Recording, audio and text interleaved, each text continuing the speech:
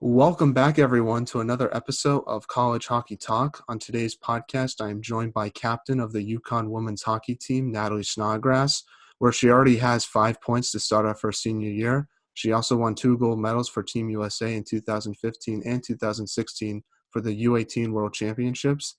Welcome back to the podcast, Natalie, and how's everything going so far? Yeah, thanks so much for having me. It's good to be back. They're going. COVID is obviously taking its toll on our season, but we're just kind of managing and taking it day by day. Yeah, I want to start off this podcast. How's everything going with the women's team and yourself? Because I know the men's team had to shut down for a little bit because of a positive COVID test. Is everything good with yourself and for the rest of your team? Yeah, it's always a bummer when the other team gets a positive case or other athletes. We have a lot of teams coming back, and you just kind of see cases spiking now. But our team has been very diligent in staying safe and being smart. We kind of take pride in the fact that our whole team has not had a positive case yet. So knock on wood to keep that trend going. But yeah, the opportunities that we get whenever we get to play are what we look forward to. So hopefully that just continues. Well, that's good to hear. And looking at the bigger picture of this season, what are some positive things you've taken away from this year so far? Some positive things. I think whether COVID or not, something that's always a positive is to see how the new freshmen get acclimated to the season and to the team. And you've definitely seen some players step up. You have Alex Boyer, who's been solid on the defenseman, and Kate Klassen, she's been dominating the center circle. So it's really a good sign to see how young these girls are getting used to the college hockey speed. So it's a positive. Yeah, and how have the freshman class looked like so far, in your opinion? And talk about the impact they've made for your team, especially players like Catherine Stockdale and Jada Habish, who've really impressed me a lot as a fan of the team watching some of your games so far. Yeah, for sure. I think we have a very solid class. I think we've one defenseman, and that's Alex, who I said before.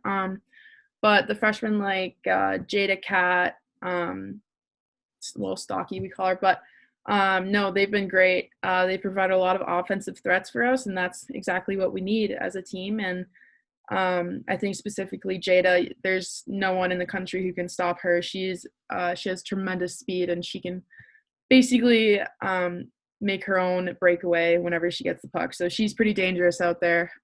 We just got to teach her to get it in the net, and then we'll be set. So yeah, hopefully we have a bit of some puck luck with our freshmen going forward here. Now, speaking of yourself, what has been the biggest improvement you've made to your game so far? Oh gosh, the biggest improvement I made to my game. I feel like something I'm working on this year is being on my off wing. If I'm playing wing, I'm usually on the left side, but I'm kind of learning to be on the right side right now, and that's obviously a challenge just because I'm not used to catching pucks around the boards on my backhand and having a D pressure me when I really can't see. So that's been a challenge, but I think my my overall game as a winger is improved with the challenge. Yeah, in last podcast, we were talking about the leadership you wanted to bring to the team, being a captain. How would you assess your leadership so far, and what have you learned about yourself as a player in that new leadership role? Yeah, coming into this season, I really didn't know what being captain of this COVID season was going to entail. Given I didn't know if I was going to redshirt or not play a game or play all games, whatever. But I'm glad that my leadership role is where it's at right now. I think with the teammates I have, it's really easy to be a leader of them. And sometimes, they don't even have to look to me. Our team is so deep in character, and that's one of our pillars that we take pride on is character. And I think with the group that we have, it's just natural. We're all natural leaders, and that's something so relieving as a captain that you can just lean back on other players. Yeah, and what's the communication like between you and the assistant captains, especially Emily Reed, who's done a good job in that leadership role as well? Yeah, I think that we all bring something different to the table. I think um I've been a little more reserved as a leader. I'm not really a vocal person unless needed to be, and Reader's always the one to bring the energy and to say what's on her mind. So we're definitely a good balance. And Danny always has a smile on her face, so she always just keeps things positive and light. So that's definitely what you need in leadership, and we definitely have a good, solid core group. Now, what was your off season like as a whole, and how did you prepare for this upcoming season? Because I know we talked a little bit about some of the challenges you faced in the last episode you were on, but we didn't talk about how you try to overcome some of those challenges with gyms being closed and less ice time that you had to have compared to a normal off season that you're used to. Yeah, so my off season was incredibly long. It was so difficult to sometimes just mentally get over the hump some days. With gyms being closed, I had to get used to working out in my garage and finding new ways to stay active and doing more cardio than I like doing. But even when I came back to campus and we still couldn't do team lifts or we couldn't lift in the gym, it was a lot better because I had teammates who made working out fun. We would go to the field where we would just do sprints based on a song that we listened to. Like we just keep it fun and kind of stupid, but it definitely got us through the off season having some girls to just uh, do the grind together, if that makes sense. Definitely. Now, was there anything interesting you did during your off season that wasn't hockey related besides coming on the podcast, obviously? Um, it's a good question. I think we tried to explore Connecticut a little more. We got into walking a lot. We kind of some of us kind of, the Apple Watch gang kind of we call ourselves, but we tried to really test ourselves with walking and hiking. So we went to some trails and we tried to find some waterfalls that were very disappointing to say the least. But no, we did some exploring, so that was new. What's the waterfall that's near UConn? I'm trying to remember. I've been there before. It's a night. It's like everyone goes swimming there in the summer when obviously COVID's not a thing. I don't know what it's called though. Yeah, that's Diana's pool. We actually went there a lot this summer, which was so much fun. Yeah, I know it's a really Yeah. nice area. I can't wait to go back when I can. Yeah, it's like natural, like cliff jumping. Yeah, it's so much fun. Now, what has it been like to play this season without any fans? And has that been an adjustment for yourself? Because I've been to Frady's a few times and I love the atmosphere there because the fans feel like they're right on top of the players. Has that been an adjustment not having them on the crowd? And how do you try to bring energy on the ice without any of the crowd noise off the ice? Yeah, good question. We love the Fritas just because it's small, but it has character. No, having no fans has been a huge disappointment. I mean, obviously the women's side doesn't have many fans, but the ones that we do are like home to us. They're our parents, and they're just diehard fans that we miss having them. But we know that they're watching the streams because they're all made free and available this year, which is so awesome. But no, I definitely miss seeing my parents there, and even my dad, who's a crazy hockey dad, who's like always telling me to forecheck and do something off the face off, and he's so crazy. But no, I definitely miss having him there. But I think our team is pretty rowdy on the bench. We're a pretty fun bunch, and something that we take pride in is having energy. And I think that's also a testament to Coach Mack, our head coach. He's probably the like most energized creatures out there. He is like that's him. So it's easy to do and he's leading us. Now, you've also had to adjust to many schedule changes throughout the season, especially in Hockey East, where you're playing basically a new opponent every night, and you don't even know who it is until like basically the Thursday before the game. How do you try to mentally stay prepared for all those changes and postponements that come to your schedule every weekend? It feels like. Yeah, that's also a good question. It's honestly, I really don't have an answer because I'm still trying to get used to that. Um, when we're not having like when we're supposed to have a flex game and then we schedule a game, it's hard to kind of get in the game mentality mode like overnight, or even if our games get taken away, it's hard to just keep a cool level of balance. Again, I just think it's being with the players that I am, I think uh, we're all going through it together. And it'd be different if I was a different sport. I don't know, but I'm lucky to have the girls I have to go through it with. Yeah, how do you try to prepare for opponents this season without much time to really prepare compared to past seasons? Because I know in a normal season, you look at the opponent you're playing this weekend, you find their strengths and weaknesses and try to prepare for that. And especially this year, like you were supposed to play Vermont to start off the year, but then immediately you have to go to Providence the next day. Any adjustments you had to make and the coaching staff had to make for preparation and practice for those opponents you have to play every single weekend? Yeah, so normally without COVID, we would have, a couple practices that are pretty hard. And then during the midweek, we'd have lighter practices focusing on other team systems and forechecks and trying to counter that and try to just prepare for that. Obviously, this year with film, there's not much film to even study because teams just haven't played that much. But I mean, we still try to stick to some key basics. Like we still watch film and we still kind of know what some teams are like and what to expect. But I think the biggest thing we kind of do to prepare is kind of look to the upperclassmen. I mean, like in my case, I've played some of these teams 4 years in a row now. So I think kind of letting the freshmen know that this team is kind of more grindy and this team is just more fast. And I think that's something that's more dependent on this year.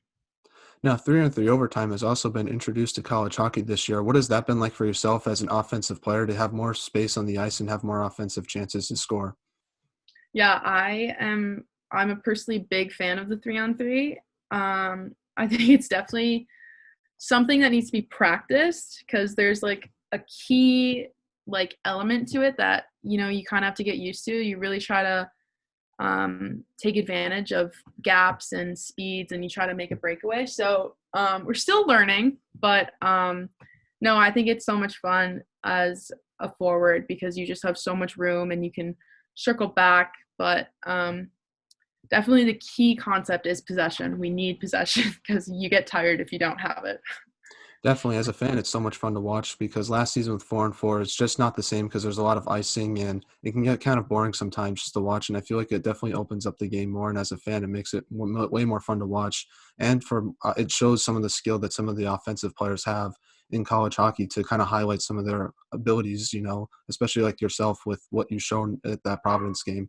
That I Yeah, think some for sure. you won't get that in a 4-on-4, in my opinion. Yeah, and I just think that it doesn't keep the game in a tie in most instances, which is, it's beneficial. But no, I think that the 3-on-3 definitely can result in a win for some teams.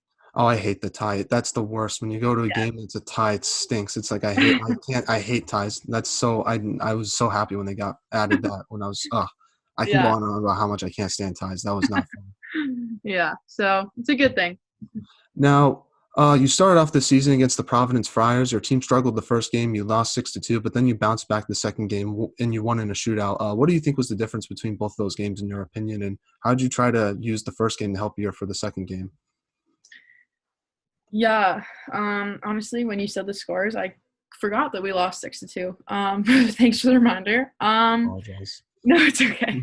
um, okay. So, I think that we definitely used the excuse of not playing who we were originally supposed to, the Vermont Catamounts that weekend. So I think that was just kind of a slap in the face to us, and we just didn't. We kind of went in blind, not knowing what to expect with Providence. But like you said, we bounced back the next day because in the end, we kind of have a way that we play, and we try to stick to that as much as possible. And when we do that, it's a much different outcome, like you saw in the second game. Yeah, especially against a team like Providence, who I think lost 7 seniors this past year, and their team looks a lot different now. So that must have been tough to prepare for them, especially with like 1 day notice. Yeah, I definitely don't miss some of their players like Whitney Dove. I Wow. absolutely could not stand playing against her as a forward. But no, they definitely still have some strong players that are tricky to get around. So Providence is a good opponent.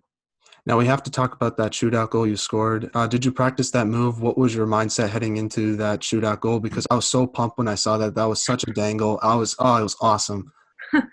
I that's like kind of my signature move, and I hate to say that on a podcast, which I hope all goalies don't listen to that. But no, I think that that's kind of been like my signature thing since high school. I think I practiced that. I remember practicing that in the garage with my dad, like before games, like just the repetition.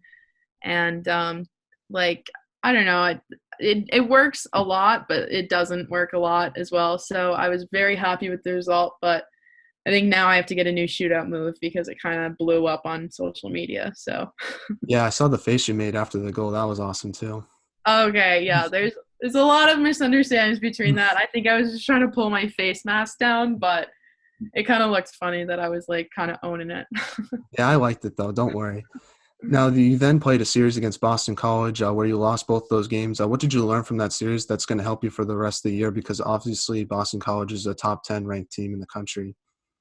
Yeah, so I think BC, I can say with confidence that that's our biggest rival. And I think that's a great thing that you have someone that you can just saying the word BC gets me motivated because we can play them in the playoffs and have a great series, and then we can just play them in regular season and get swept by them like we just did. So I think what we learned out of that series was to just never be too high, never be too low in your thoughts. I think we just got to keep a neutral ground and just kind of, again, stick to our foundations and our, our way of play because that's ultimately what beats teams in the end. So I think that we just got a little too excited to play, especially after the whole rematch of the playoffs. So hopefully when we see them down the road again, we're a little more prepared. Now, on a more positive note, you beat one of the best teams in college hockey in Boston University. Talk about that upset because it seemed to me you took that positive momentum and really took it to Merrimack the next series you had. Yes. Going into it, Boston University was the only team that my senior class has not beat. So we were kind of motivated on that note. But getting the win against them was so just overwhelming. It was like fun, like we conquered the challenge. It felt like. But no, it was a really good game. My team played so it was like we were buzzing just all night. Sometimes you're just on the bench watching and you're just like, wow, I have a really good team. So no, it's definitely one of the fun ones that you get because normally we don't play our best against BU. So it was a good one to win. Yeah, and with all the teams in Hockey East making the playoffs this year, as a player, how do you try to have a sense of urgency going into the playoffs this year, knowing that you're going to make the playoffs and knowing that every team's going to make the playoffs? And what's your goal during the regular season to be in playoff mode when you're in the playoffs for this year? Um yeah, having everyone in the playoffs is a little different.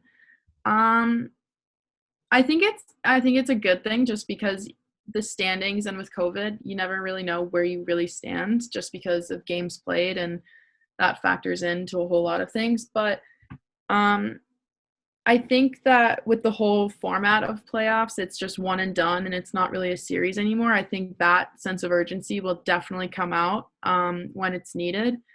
And something that our coach Casey kind of instills in us is to always play with a sense of urgency. You always got to play in playoff hockey mode. That's kind of some of his biggest advice and best advice to me is that you play your best when you're angry and you are desperate to win. So I think we kind of practice that a lot in throughout the week. Like with power play, we kind of just we practice like it's our lives depend on it to score. So having coaches that kind of teach us that games are won by being desperate and being passionate are it's like a huge deal. So I think we're prepared for playoffs in that way, and hopefully we'll go far in them. I think you will go and fire them. And I was just curious because I saw that and I think it's a good idea for Hockey East since I think there's going to be an uneven number of games amongst the 10 teams that are playing this year. So I think it's a good idea to just have everyone in the playoffs. But I was just curious as a player, like that sense of urgency, because I know speaking to some teams who are fighting for a playoff spot, they kind of go on a run towards the end of the year and it really helps them when it comes to the playoffs in Hockey East. And I think you guys kind of had that last year because you struggled a little bit against Merrimack, but then you Hmm. came out against BC and really took it to them and made the Yeah, Hockey East final. So I was wondering how you're going to try to continue that urgency for this year, knowing that you're already going to make the playoffs. yeah. I just think that another thing we can just look back on is our past year success. Last year we obviously made it so far just because we had the BC game to look back on, and that just kind of we were just like, well, might as well just go all the way, and we did that freshman year when we were complete underdogs. So just kind of having that experience under our belt as an upperclassman, hopefully will just kind of motivate us to do the same thing as our last year. Now, after last weekend's series against Vermont, what will it take to be a top-ranked team in the Hockey East, in your opinion? That's a really good question. I think something that we need to get better on as a team is dirty goals and ugly goals. I think this past weekend we didn't score one 5-on-5 goal, and I think that we just need, as forwards, we just need to get in front of the net and get down and dirty. And no one likes to score ugly goals because they're not highlight reel material, but in the end, that's kind of what makes or breaks a game. So getting a little tougher in front of the net is something that we need to strive for in order to be ranked. Yeah, I know. I'm excited for your team for the rest of the year. I think you have a great team this year. You have a lot of good goaltending, which I think is something that's really stood out to me. Defense has played well, and obviously you have a lot of players that can put the puck behind the net. And I think once that all comes together, I think your team will have a lot of success for the rest of the season. And what are your goals and expectations, I guess, for the rest of the season so far?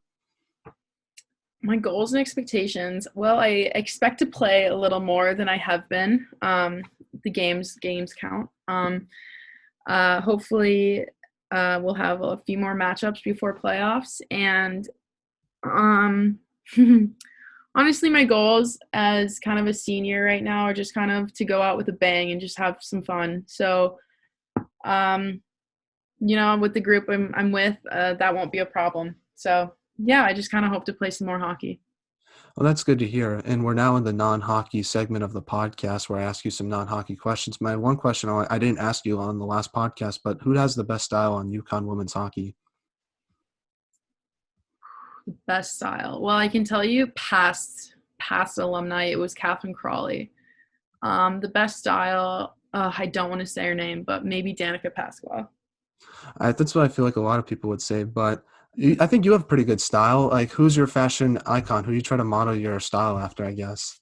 Who do I model my style? That's a good question. I wear a lot of athletic clothing. I think anyone who knows me knows that I'm obsessed with like Lululemon. So if you catch me wearing anything other than that, it's a weird day for me.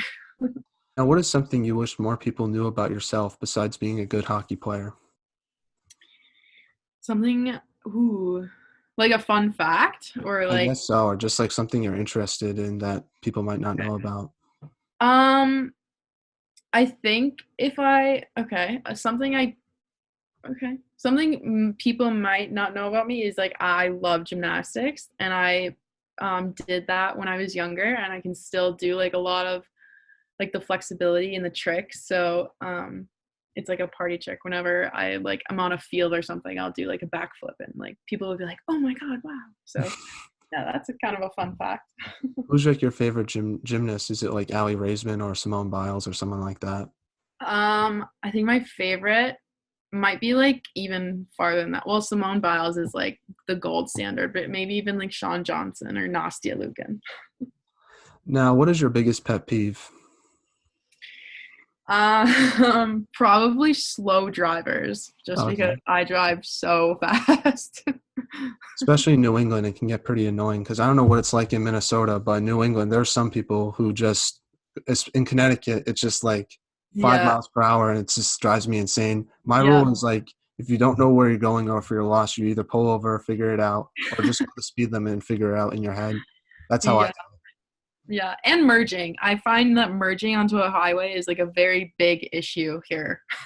Oh yeah, that's tough. It took me like 2 years to finally kind of get it, and sometimes I don't get it. But people are ruthless; they won't give you any space, so you No, kind of have to I go in know, your it's head. crazy. So my rule is seize the For the gap. night. Seize the Sorry. gap. Yes, I agree. I agree. Now, if you could have lunch with anyone in the world, who would it be and why? Oh, that's a good question.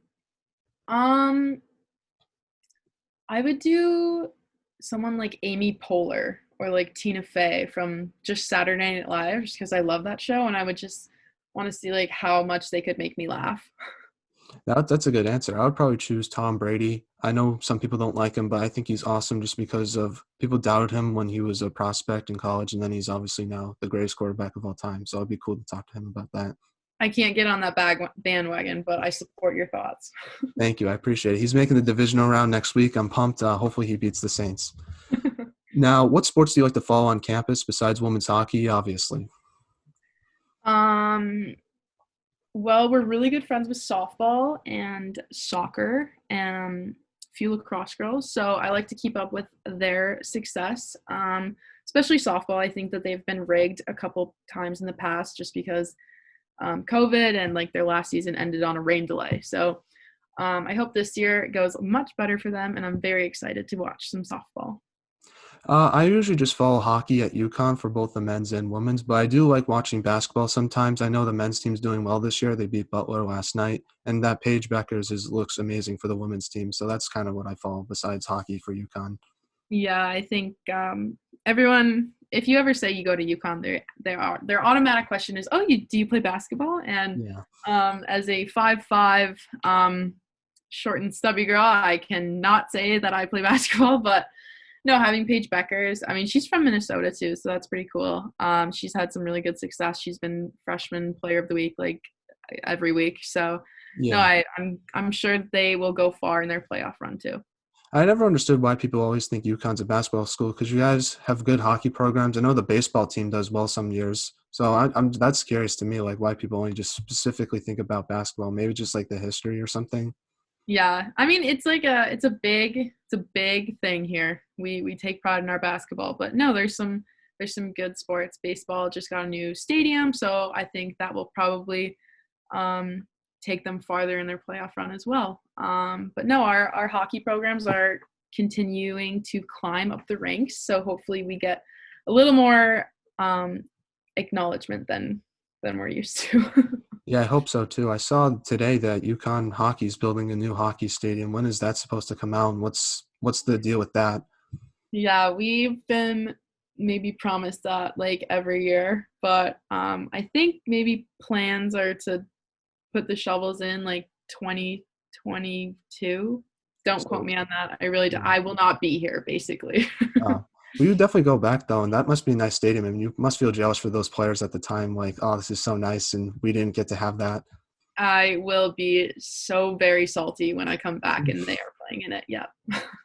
Now, my last non-hockey question is, what's your favorite part about the winter season besides hockey? Obviously, I think that's no, probably what you would say. Well, from Minnesota, I love winter. It's my favorite season. Which is like a no-brainer because we're weird. No, I love the cold. I love how I can just wear like a bunch of sweatshirts and jackets and not be hot and just be cold. Which is so weird to say because that's so weird. Yeah, I also just like love winter sports. Like for whenever the Winter Olympics come, I can't wait to watch some skiing and snowboarding and all that good jazz. Yeah, I definitely do like winter, but everyone says Minnesota is the coldest state in the U.S. I kind of don't agree with that. I think New England can get pretty cold, but I've never been to Minnesota, so Okay, well then there's your answer. You've never been to Minnesota. is it actually like colder in there than it is here? Oh yeah, it gets like 5 degrees is like nothing to us. Like here we go, bring it on. Well, I don't know. It can like there's been some pretty brutal winters here where it snowed like 12 inches like every week. So, but apparently that's like a staple in Minnesota. Yeah, that's the thing. See, if we get like 3 inches of snow, like school's canceled, and it's great. Like I love it. But if we get like 10 inches back home overnight, we're like, all right, get to school at 8 o'clock in the morning. Now, back to some hockey questions now. What are your thoughts on the podcast since we last had you on? I have been keeping tabs. I think that you've had some really great players. I think the last I saw was Katie Skaya. I haven't had a chance to listen, but she's one of my really good friends. So, no, you've had some very interesting people, some that I really like. So, yeah, it's been fun to see where you've taken this, and I'm so happy to be back. No, it's been awesome. We've had a lot of good athletes from UConn specifically, and we're gonna have Cameron Wong on the podcast. That episode will be out soon, and so I'm excited for. I like talking to the UConn players a lot, just because that was my favorite team growing up, and it's been fun getting some great guests on like yourself to help grow the podcast. Well, thanks so much for taking interest in college hockey and UConn specifically. Go UConn. But no, I'm excited to see obviously where you take it and for Cameron Wong's episode because she's a bit of a nutcase. Yeah, and is there any guests we should have on in the future from the women's hockey team, or anyone else that you might know? I guess. um, that's a good question. I think that I've played. You should maybe look into like alumni who may not be in the NCAA anymore, but are over in Europe. Like my really good friend Patty Marshall or Lindsay Agnew. They're over in Sweden and she's in Russia right now. So I think they would have some really interesting, fun stories for you as well. Yeah, we had Elaine Chuli on, who was a former UConn goalie. I don't know if you know who she was. I don't know if you played Mm. with her at any point, but she was really cool just talking about her experience as a goaltender in college hockey. Now she's playing in the NWHL. So Yeah, yeah. She played with my sister. So yeah, I kind of know her. now, what are some things you took away from your interview when we last had you on? I was a bit nervous. It was only my first one, so apologize for that. No, I think the biggest takeaway, you asked me a question of like what my favorite class was at UConn, and I just like froze because I couldn't think of anything. But no, I think you asked some great questions that really get me thinking. Some that I just have no answers for, like what class I like at UConn. So, but you keep me on my toes, and I love it. Awesome. Well, is there anything I should do to improve this podcast and improve as an interviewer as a whole? Um, I really can't think of anything. You're a very well-rounded interviewer. Well, I appreciate that, Natalie. It really does mean a lot to myself. And is there anything you like to talk about for the last minute? The floor is all yours. Anything you like to state? Just anything really. Or if there's any shout outs like to give, I don't know. The floor is all mine. Any shout outs? Well, shout out to my team, the UConn Huskies. And anyone else who's struggling in the COVID era right now. You can get through it. We're all doing it. We're all living it, and hopefully it's almost over. Yeah, I hope it's almost over too. I want to go back to Frady's and watch you guys play. And I want to go back to the XL Center and watch the men's team play as well. I really miss it a Yeah, lot. So hopefully someday that'll happen again. hopefully someday. No, thank you once again, Natalie, for coming on the podcast. I really appreciate it so much. I admire you a lot as a player, but you're even better person off the ice as well. So I just want to let you know that. Thank you so much for coming on. Take care, stay safe, and you're definitely one of my favorite players, and I'll definitely be rooting and watching for you for the rest of the season. Well, thank you so much. You're too kind to me. Good luck with everything else. No problem. Take care. Bye. Thank you. Bye-bye.